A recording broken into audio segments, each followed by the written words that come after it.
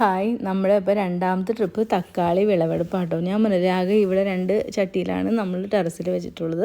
വേറെ വെച്ചിട്ടുണ്ട്, പക്ഷെ അതൊന്നും ആയിട്ടില്ല. ഇത് നമ്മൾ രണ്ടാമത്തെ ട്രിപ്പാണ് വിളവെടുക്കാൻ പോകുന്നത്. നല്ലോണം ഉണ്ടായിട്ടുണ്ട് കേട്ടോ. നല്ല ഒരുവിധം അത്യാവശ്യം വലിപ്പമൊക്കെ ഉള്ള നല്ല തക്കാളി, നല്ല ചുമന്ന് നിൽക്കുന്നുണ്ട്. അപ്പോൾ ഇന്ന് വിളവെടുക്കുന്നത് കുഞ്ഞിയാട്ടോ. കാരണം ഇന്ന് ഞാൻ അവിടെ ഉണ്ടായിരുന്നില്ല. എനിക്ക് വേറെ കുറച്ച് പരിപാടികളും തിരക്കൊക്കെ ഉണ്ടായിരുന്നതുകൊണ്ട് എനിക്കിന്ന് വിളവെടുപ്പിൽ പങ്കെടുക്കാൻ പറ്റിയില്ല. അപ്പോൾ ഇന്ന് അച്ഛനും മക്കളും കൂടിയാണ് തക്കാളിയൊക്കെ പറിച്ചെടുക്കുന്നത്. നല്ല ചുമന്ന് നല്ല അടിപൊളിയായിട്ട് കിടക്കുന്നുണ്ട് കേട്ടോ. നല്ല കൊല കുത്തി തന്നെ ഉണ്ടായിട്ടുണ്ട്.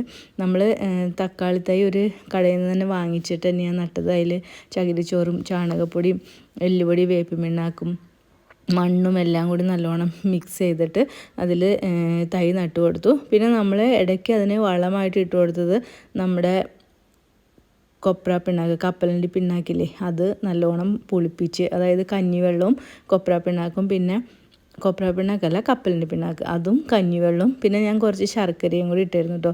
അത് മൂന്നും കൂടി ഇട്ട് ഞാൻ കുറച്ച് ദിവസം ഇങ്ങനെ വെച്ച് ആ വെള്ളം എടുത്ത് കുറേ ഇരട്ടി വെള്ളത്തിൽ ചേർത്ത് ഈ ചെടികൾക്ക് ഒഴിച്ചു കൊടുത്തിരുന്നു. പിന്നെ രാസവളം ഞാൻ അധികം ഇട്ടില്ലായിരുന്നു, ജൈവവളം തന്നെയാണ് ഇതിന് കൂടുതലായിട്ട് ഇട്ട് കൊടുത്തത്.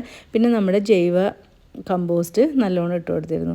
അത് നമുക്ക് നമ്മുടെ തോട്ടത്തിൽ ഉണ്ടാവുന്നത് കണ്ടോ, ഫ്രഷ് ആയിട്ട് തന്നെ നമുക്ക് പറിച്ച് തിന്നാം. ഒരുവിധം നല്ല മധുരം ഉണ്ട് കേട്ടോ. തക്കാളി നമ്മൾ സാധാരണ ഭയങ്കര പുളിയായിരിക്കും, പക്ഷേ ഇത് നല്ലൊരു മധുരം പോലെയാണ്. നമുക്ക് ഇങ്ങനെ പഴുത്ത് ഇങ്ങനെ വെറുതെ തിന്നാനും നല്ലതാട്ടോ. ഞാൻ ഈ തക്കാളിയൊന്നും കറി വയ്ക്കാൻ എടുക്കില്ല, ഇതൊക്കെ ഞാൻ വെറുതെ തിന്നോളൂ. ഞാനും ഹസ്ബൻഡും പിള്ളേരെ കൂടി വെറുതെ തന്നെ തിന്നോളൂ. അപ്പോൾ ഇത്രേ ഉള്ളൂ ഇന്നത്തെ video. Okay, bye, thank U.